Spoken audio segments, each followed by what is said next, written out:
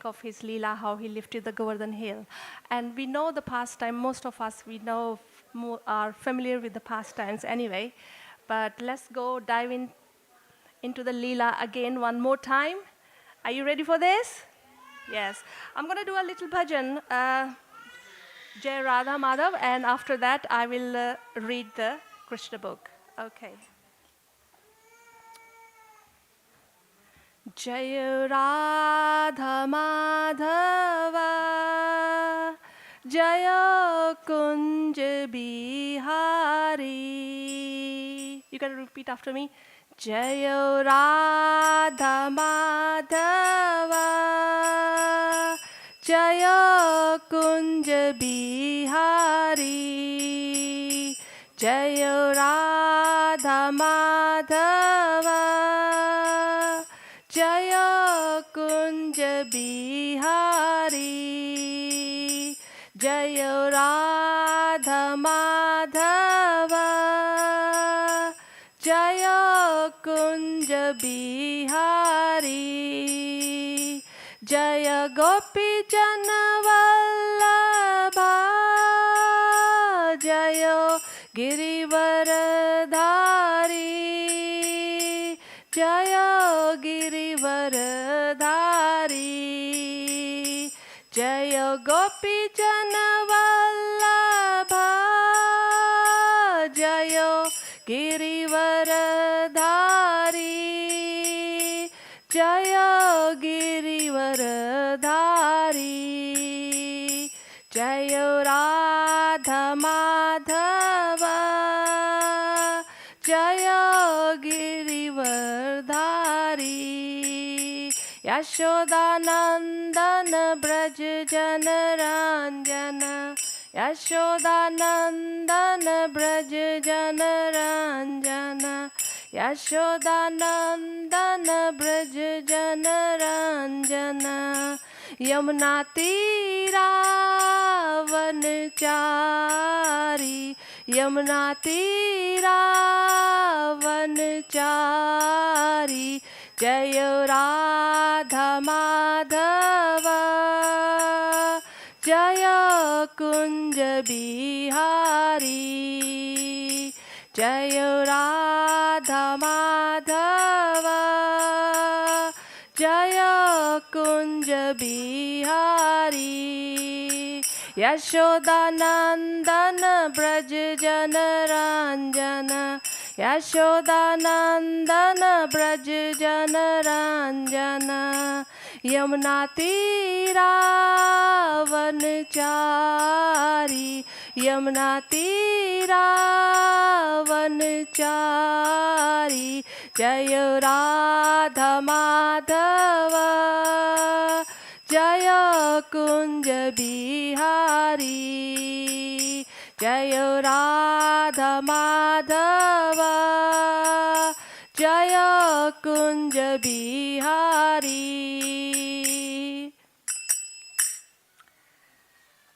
Srila Prabhupada ki jai. Om Jnanam Tirandasya Jnananjana Jalashaya Chakshurvantam Tasmai Shri Guruve Namah. Shri Radha Gokulanand Bhagavad ki jai. Shri Bhagwan Sita Ram Lakshman Janaki Hanuman ji ki jai. Shri Gaura Ritai ji ki jai. Srila Prabhupada ki jai. Okay, let's begin the chapter. Okay, chapter 24, worshipping Govardhan Hill. While engaged with the Brahmanas, who were too much involved in the performances of Vedic sacrifices, Krishna and Balaram also saw that the cowherd men were preparing a similar sacrifice in order to pacify Indra, the king of heaven, who is responsible for supplying water. So here is mentioned about they were getting ready for Govardhan Puja, right? And that's the old description of how they are preparing actually in Vrindavan. As stated in the Chaitanya Charanamrita, a devotee of Krishna has strong and firm faith in understanding that if he is simply engaged in Krishna consciousness and Krishna's transcendental loving service, then he is freed from all other obligations. That means we only just have to worship Krishna. We don't need to do any other such things like having sacrifices, going here and there, you see, worshiping anyone. A pure devotee of Krishna doesn't have to perform any of the ritualistic functions enjoined in Vedas, nor is he required to worship any demigods, like I said. Being a devotee of Lord Krishna, one is understood to have performed all kinds of Vedic rituals and all kinds of worship to demigods.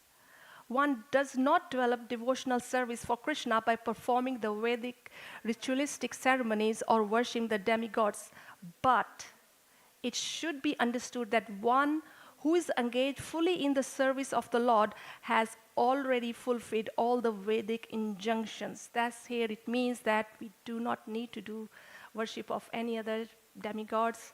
If we just have Krishna name within our heart, we worship everyone because he is our supreme Lord. In order to stop all such activities by his devotees, Krishna wanted to firmly establish exclusive devotional service during his presence in Vrindavan. So here Krishna is thinking, let's teach Vrindavan Vasis, right, that I am the Lord. I'm the topmost Lord, right? You don't need to worship Lord Indra. Because he is the omniscient personality of Godhead, Krishna knew that the cowherd men were preparing for Indra's sacrifice, but as a matter of etiquette, he began to inquire with great honor and submission from elder personalities like Nand Maharaj. So that's his father. If a child wants to know anything, he obviously go to his father or a mother. So as you know, Nand Maharaj was the head of the community, head of the cowherd community, head of the village as well. So, and as his father as well, so he just went to him. Krishna asked his father, "My dear father, what is this arrangement going on for a great sacrifice?" As child, we are all curious. You know, your child are curious about, "Mommy, what's going on? What's the day today? Why are you doing this? You know, what's the function?" Or when you dress up, he said, "Oh, Mommy or Daddy, where we are going?" So Krishna is also curious about what's going on in the house, in the whole village. What is the result of such a sacrifice and for whom it is meant for? So it's like, why, how, all these questions coming up from Krishna as a child. Will you kindly let me know? I'm very eager to know this procedure, so please explain to me the purpose of the sacrifice. Upon this inquiry, his father Nand Maharaj remained silent, thinking that his young boy would not be able to understand the intricacies of performing the yajnas. So Krishna, however, persisted, "My dear father, for those who are liberal and saintly, there's no secrecy. So why you're hiding from me? You know." And father is thinking, he's such a small child. What he's going to understand, you know, about worship, sacrifice, yajna. They do not think anyone to be friend or an enemy. So he's trying to convince his father. So they do not think anyone to be a friend or an enemy or a neutral party because they are always open to everyone. So he's trying to convince his father, you know. And even to those who are not so liberal, nothing should be kept secret from the families and friends, although secrecy may be maintained for the person who was inimical, means not friendly. Therefore, you cannot keep any secrets from me. All persons are engaged in fruitive activities. Some know that these activities are, and they know the result, and some execute activity without knowing the purpose of the result. With the purpose or the results. Sometimes nowadays we see that we do the activities, but we don't know the meaning of that. You see, why we are doing this. When we go somewhere for any puja, we don't know the meaning of that. We just sit down there for the sacrifice, perform the yagyas, and without understanding the actual meaning of that. Therefore, please let me know the purpose of the sacrifice you are going to perform. Is it according to Vedic injunctions, or it is simply a popular ceremony? You know, like we have some rituals in India we have some rituals, but we don't know what's the meaning behind it. Kindly let me know in detail about the sacrifice. On hearing this inquiry from Krishna, Maharaj Nand replied, "My dear boy, this ceremonial performance is more or less traditional because rainfall is due to the mercy of King Indra and the clouds are his representatives. And because water is so important for our lives, we must show some gratitude to the controller of this rainfall, Maharaj Indra, who is the head of the demigods." So he's trying to tell him a little bit about the rain, you see, about the demigod, so showing gratitude, like we tell our children about showing gratitude to our elders, you see, our grandmas, grandparents, dada, kaka, kaki. So he's explaining to him about showing gratitude. We are arranging, therefore, to pacify King Indra because he has very kindly sent us clouds to pour down a sufficient quantity of rain for successful agriculture activities. Water is very important. Without rainfall, we cannot perform or produce grains, and without grains, we cannot live, as we all know. So most of the Vrindavan Vasis, Brijvasis, the main occupation was cow herding, selling milk, butter, and fruits, vegetables, which all comes from Govardhan Hill. And obviously the cows, they go to Govardhan Hill, climb up there, eat the grass, feed themselves, So obviously, then they milk, and the milk is used to make different kind of preparations in every household. Therefore, rain is necessary for successful religious ceremonies too. Obviously, whatever fruits, vegetables comes from that Govardhan Hill, they are used in the religious ceremonies, and also for economic developments, exchanges between each other, and ultimate liberation, because vegetables, ghee, used for sacrifice, you see. So, which is they use for, they want liberation in their lives, so sacrifices are done for that purposes. So we should not give up this traditional ceremonial function. If one gives it up, being influenced by lust, greed, or fear, it does not look very good for him. So after hearing this, Krishna, the Supreme Personality of Godhead, in the presence of his father and all the elder cowherd men of Vrindavan, spoke in such a way as to make the heavenly king Indra very angry. He suggests that they forego the sacrifice. His reasons for discouraging for the sacrifice performed to please Indra were twofold. First reason was, as stated in Bhagavad Gita, there is no need to worship the demigods for any material advancement. All results derived from worshipping the demigods are simply temporary. See, are simply temporary. And only those are less intelligent are interested in temporary results, you see. So this is the main reason. Second reason was that whatever temporary result one derives from worshipping the demigods is actually granted by the permission of the Supreme Personality of Godhead. So everything comes from Godhead. Demigods works under the Supreme Personality of Godhead. So this is the second reason Krishna was saying. It is clearly stated in Bhagavad Gita, Mayeva Vihitan Hitan.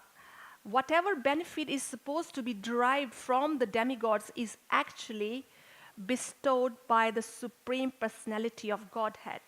Without the permission of the Supreme Personality of Godhead, one cannot bestow any benefit upon others. But sometimes the demigods become puffed up by the influence of material nature, thinking themselves all in all. That's what happened to Indra, you see. He was thinking, I'm the one who's giving the rain to the Vrindavan everywhere, and they should be worshipping me. So, in this case, they forget the supremacy of the personality of Godhead. You see, that's what happens. If we go here and there, worshipping, then we forget Krishna actually, who is the supreme. We think that, oh, he's my God, he's my lordship.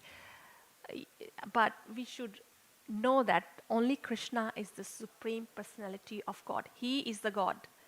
And it is stated in Bhagavad Gita as he said, I am the supreme God. Okay, in Srimad Bhagavatam, also in Bhagavad Gita and Srimad Bhagavatam as well, it is clearly stated that in this instance, Krishna wanted to make King Indra angry. Because Krishna already know that because they are performing this sacrifice year after year. So he knew that Indra is getting puffed up. He can see everything. He can see what's happening in the celestial planets, you see. So he wants to make him angry. He wants to make him angry in the sense that he wants to get rid of his ego. He's getting too much egoistic about his, in the yajna, whatever we offer, it goes to the demigods as well.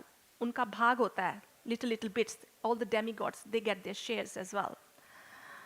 So, and also Krishna is getting very puffed up, with those, his part of the yajna. Krishna's advent was especially meant for the annihilation of the demons and the protection of the demigods. So he want to put he want to actually guide the Brijbasi in the right way, that who is the supreme personality of Godhead. That's why he wants to make Indra angry. King Indra was certainly a devotee, not demon, but because he was puffed up, Krishna wanted to teach him a lesson. He first made Krishna angry by stopping Indra Puja, which had been arranged by the cowherd men in Vrindavan. So, obviously, he had his, he has his servants who can tell what's happening in the planet downstairs on the earth. So they give every feedback to the Indra as well. So it's been stopped. You see, his worship has been stopped. With this purpose in mind, Krishna began to talk as if he were an atheist, supporting the philosophy of karma, mimamsa. Advocates of this philosophy do not accept the supreme authority of the personality of Godhead. So they don't, he's pretending that he does not believe, whatever you are doing, worshipping Indra, he's an atheist, he don't believe in that. They put forward the argument, people who are atheists, they put forward the argument that if anyone works nicely, the result is sure to come. Their opinion is that even if there is a God who gives man the result of his fruitive activities, there's no need to worship him, because unless man works, he cannot bestow any good results. So unless you do something good, he do not give you any results. They say that instead of worshipping demigods or God, people should give attention to their own duties, what I am doing actually. And thus the good result will surely come. You see? They're thinking these results have come because I have done the pious activities, not because of the Supreme Personality of Godhead, because I have done something very good. In this case, we are giving importance to ourselves. Humne kiya hai. We have done it, you see. Not thanks to Krishna in that sense. Lord Krishna began to speak to his father according to these principles of karma mimamsa philosophy. My dear father, he said, I don't think you need to worship any demigod for the successful performance of your agriculture activities, because they are into, they were Vaishyas, right? The only occupation they used to do is their Vaishyas, agriculture and cow herding. Every living being is born according to his past karma, and lives this life simply taking the results of his present karma. Everyone is born in different types or species of life according to his past activities. and he gets his next birth according to the activities of this life. Different grades of material happiness and distress, comforts and disadvantages of life are different results of different activities, different kind of activities from either the past or the present life. Maharaj Nand and other elderly members argued that without satisfying the predominating God, one cannot drive any good results simply by material activities. So here they are thinking we need to, whatever your God is, whosoever you worship, you cannot get any good results. They were arguing that by just doing the material activities. This is actually the fact. For example, it is sometimes found that in spite of first-class medical help and treatment by first-class physician, a diseased person dies. It does happen, you see. We take a person to one of the top hospitals. This operation is done by one of the top physician or doctors and still dies. It does happen. We all know that. It is concluded, therefore, that first-class medical treatment or the attempt of first-class physician are not in themselves the cause of curing a patient. So there is a higher power. There must be the hand of the Supreme Personality of Godhead. You see? Whatever we do, we always say, "Humne nahi kiya." We haven't done it. It's because of Krishna. We give all credit to Krishna. Although we perform hard work, right? But we always say that, no, हमारा इसमें कोई हाथ नहीं है. भगवान कृष्णा ने हमारे लिए किया है. You see? That's what it is. Similarly, a fathers and mothers taking care of their children is not the cause of children's comfort. There he is stating that it's not the cause of children's comfort. Sometimes it is found that in spite of all care by the parents, the children go bad or succumb to death. Therefore, material causes are not sufficient for results. No matter how much we take care of our children, sometimes you see, we bring them to the temple, we do activities at home, spiritual activities at home, then they become teenagers and they just don't want to listen to you. You see, that's why we pray for our children. Krishna, please, inko itni samajh dena, give that intelligence. They stay in Krishna conscious, right? They become spiritual in their life. So everything, even if we do such a great care of our children, still things happen, as we know. There must be the sanction of the Supreme Personality of Godhead.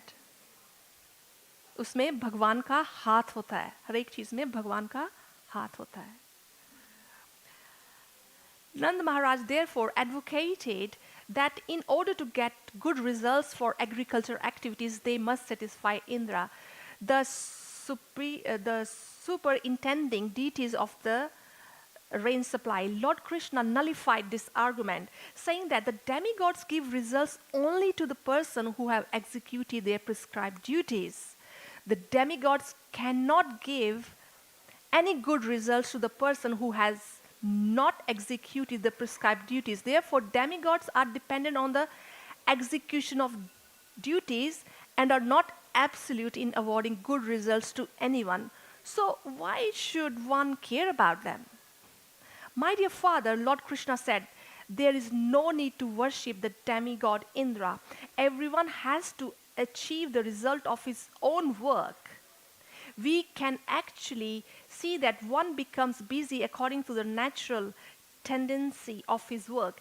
And according to the natural tendencies, all living entities, whether human beings or demigods, achieve their prospective results. Even demigods, according to the activities, they have that kind of result, whatever the activities they have performed. All living entities achieve higher or lower bodies and create enemies, friends, or neutral parties only because of their different kinds of work. One should be careful to discharge duties according to his natural instinct and not divert attention to the worship of various demigods. Demigods will be satisfied by proper execution of all duties. So there's no need to worship them. That's what Krishna is saying. Let us rather perform our prescribed duties very nicely. He's claiming that we should worship the Govardhan hill without